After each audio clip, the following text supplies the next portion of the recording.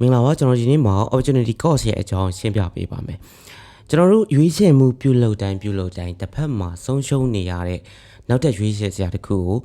opportunity cost လို့ခေါ်တာဖြစ်ပါတယ်အဓိကအားဖြင့်ပြောရမယ်ဆိုလို့ရှိရင်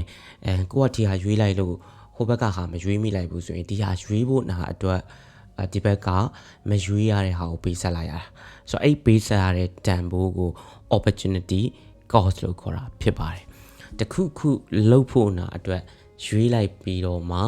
တစ်ဖက်မှာတပြိုင်နက်တည်းဒါ reject လုပ်ခဲ့တဲ့အခြားအရာတစ်ခုရှိလိမ့်မယ်ကျွန်တော်တို့မှာပတ်စံသိန်းရှိရဆိုရင်အဲ့ဒီသိန်းနဲ့ဖက်နဲ့ဝယ်မလားဒါမှမဟုတ် marketing မှာအသုံးချမလားဆိုရင်ဒီဖက်နဲ့ဝယ်လိုက်ပြီဆိုရင်ကျွန်တော်တို့ marketing မှာအသုံးချလို့မရတော့ဘူးပေါ့နော်ဒါကတော့ဒီပတ်စံသိန်းကိုအသုံးချလိုက်တဲ့နေရာပေါ်မှာမူတည်ပြီးတော့ကိုကရွေးချယ်လိုက်တဲ့ option A နဲ့ B နဲ့ရှိရဆိုရင်option A ကိုရွေးရင် option B ကိုကျွန်တော်ရွေးလို့လုံးဝမရတော့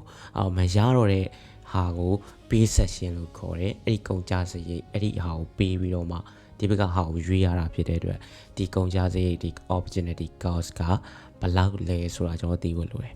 တကယ်လို့မသိဘူးဆိုရင်ကိုပါအောင်ဆုံးရှုံးလိုက်ရလဲသိမှာမဟုတ်ဆိုတော့အမြဲတမ်းလူတွေက choice လုပ်နေရတာကြီးပဲဆိုတော့ဥမာဆိုပါဆိုကျွန်တော်တို့အနေနဲ့ဒီနေ့ coffee ဆိုင်သွားမယ်ဟောဒီဘက်က coffee ဆိုင်မသွားဘူး coffee ဆိုင်သွားမယ်ဆိုလို့ရှိရင်သွားလိုက်ပြီဆိုရဟာကိုရွေးလိုက်တဲ့အတွက်အိမ်မှာနေရမယ့်ဟာကိုဒါဆုံးရှုံးသွားတယ်ပေါ့နော်ဆိုတော့ဒါမသိလိုက်ဘူးဒါပေမဲ့ကိုဆုံးရှုံးနေရတာတွေအများကြီးရှိတယ်လို့မျိုးကိုရယူနေတာတွေလည်းအများကြီးရှိတယ်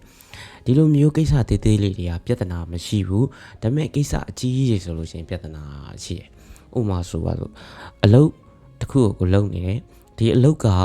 တိတ်ပြီးတော့ကိုပျော်လဲမပျော်ဘူးပြီးတော့ကိုလည်းတိတ်ပြီးအကျိုးမရှိဘူးပုံငွေကြီးရဆိုလို့ရှိရင်လည်းတိတ်ပြီးတော့ဟိုလုံးမရဘူးဆိုလို့ရှိရင်ဒီအလုပ်မှာကျွန်တော်ဆက်ပြီးတော့မှ invest လုပ်နေတာတွေကအချိန်တွေ invest လုပ်နေတာတွေပြီးတော့ဒီငွေတွေ invest လုပ်တာတွေပြီးရင်ကိုယ့်ရဲ့ဒီ energy တွေ invest လုပ်တာပြီးရင်ကိုယ့်ရဲ့နှုတ်ပြုံမှုတွေ invest လုပ်တာတွေကတကယ်ရောဟိုမှန်နေရဲ့လားဆိုတာသိရဖို့ဆိုလို့ရှိရင်ဟိုဘက်မှာဘာဆုံးရှုံးလဲဆိုတာသိမှရမယ်ကိုဒါမလုပ်ဖဲနဲ့ဘာလုပ်လို့ရလေလဲဆိုတာကိုလည်းကျွန်တော်သိဖို့လိုတယ်အဲ့လိုသိဖို့နာအတွက် opportunity cost ရဲ့အကြောင်းနားလည်ထားဖို့လိုတယ် opportunity cost ကိုသိဖို့နာ formula ဘယ်လိုသုံးရမလဲဆိုရင် OP ပေါ့နော် opportunity cost FO minus CO FO ဆိုတာကတစ်ဖက်ကဆုံးရှုံးလိုက်ရတဲ့အခွင့်အရေးအဲ့တော့ CO ကကြတော့အခုကျွန်တော်တို့လုပ်နေတဲ့အလုပ်ရဲ့အခွင့်အရေးတွေ FO ကတစ်ဖက်ကကိုမလှုပ်လိုက်လို့ဆုံးရှုံးနေရတဲ့ကိုလက်လွတ်လိုက်တဲ့အရာကရလာမယ်အကျိုးအမြတ်ဒီ CO ကအခုလက်ရှိ choice option လို့ခေါ်တာပေါ့နော်အဲ့ choice လုပ်လိုက်တဲ့ဒီဘယ်လိုခေါ်မလဲဗျာကျွန်တော်တို့အခုရွေးချယ်လိုက်တဲ့ဟာရနေတဲ့အကျိုးပေါ့အဲ့ဒီအကျိုးကဘယ်လောက်လဲဆိုတာသိချင်တယ်ဆိုရင်ဟိုဘက်ကဆုံးရှုံးလိုက်ရတဲ့တန်ဖိုး minus ဒီဘက်ကအခုလက်ရှိရနေတဲ့အကျိုးအဲ့ဒါကိုညီမျှချင်းချလိုက်တယ်ဆိုလို့ချင်းဟိုဘက်က opportunity cost ကိုထွက်လာတယ်ကိုဘယ်လောက်ပေးဆက်လိုက်ရလဲဘာတွေဟိုရင်းနှီးလိုက်ရလဲဆိုတော့သိလာနိုင်မယ်အမြဲတမ်း live ကကျွန်တော်တို့ option လို့ပြောလို့ရတယ်ဆိုတော့ဒီ opportunity cost တွက်ချက်နေလေးကိုသိထားမယ်ဆိုလို့ရှိရင်ကိုကလျှက်တစ်ပြက်တစ်ခုခုကိုရွေးချယ်မယ်ဆုံးဖြတ်တော့မယ်ဆိုလို့ရှိရင်အကျိုးအမြတ်ကိုပဲကြည့်ပြီးတော့လောက်တာမျိုးမလုပ်ဘဲနဲ့တစ်ဖက်ကဘာတွေဆုံးရှုံးလဲဆိုတာကိုအမြဲတမ်းကိုက awareness ရှိလာနိုင်မယ်ဟုတ်ပြီ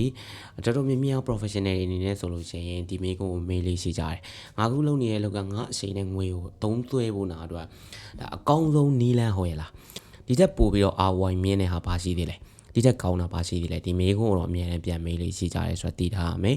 ဘဝဆိုတာ option game လို့ပြောမယ်ဆိုလို့ချင်းလည်းပြောလို့ရနိုင်တာဖြစ်တဲ့အတွက်အချိန်တိုင်းကရွေးချယ်နေရတာကြည့်ပါပဲကျွန်တော်အခုဒီဗီဒီယိုလုပ်မှာလားမလုပ်ဘူးလားဒီဗီဒီယိုလုပ်မယ်ဆိုလို့ချင်းဒီဗီဒီယိုမှာပေးလိုက်ရတဲ့ဟာပြီးရင် energy ပြီးရင်ဒီကပြန်ရလာတဲ့ဒါအကျိုးအမြတ်ဒါကိုကျွန်တော် ROI တွက်ရှာမယ်ပြီးရင်ဟိုဘက်မှာကျွန်တော်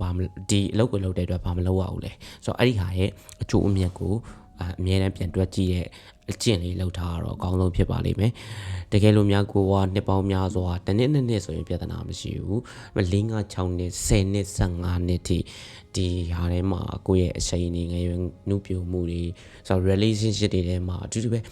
toxic relationship တွေမှာသွားပြီးတော့မှ invest လုပ်ထားတယ်ပြီးတော့မှဒီကနေပြီးတော့ return investment လို့ခေါ်တဲ့ဒီ ROI ပေါ့နော် ROI ကျွန်တော်အများကြီးပြန်ပြီးတော့မရဘူးမမြင့်နေဘူးဆိုလို့ရှိရင် ကျွန်တော်တို့စဉ်းစားတင်တယ်ကျွန်တော်တို့လုပ်နေတဲ့ဟာတွေကိုဆိုတော့ဒီနေ့ဗီဒီယိုလေးကိုနားထောင်ပြီးသွားတယ်လို့ကဒီကောင်ကိုသတိပြုမိသွားတယ်ဆိုရင်အလဟတ်သက်ဆုံးရှုံးတာမျိုးတွေဖြစ်မှာမဟုတ်တော့ဘူးလို့ယုံကြည်ပါတယ် thank you